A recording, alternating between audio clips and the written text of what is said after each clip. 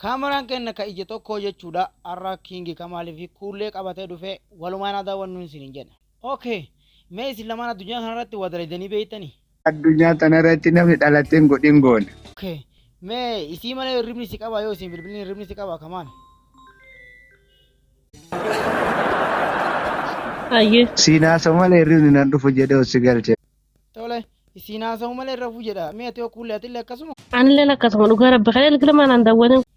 Okay, Kingi Kamaal.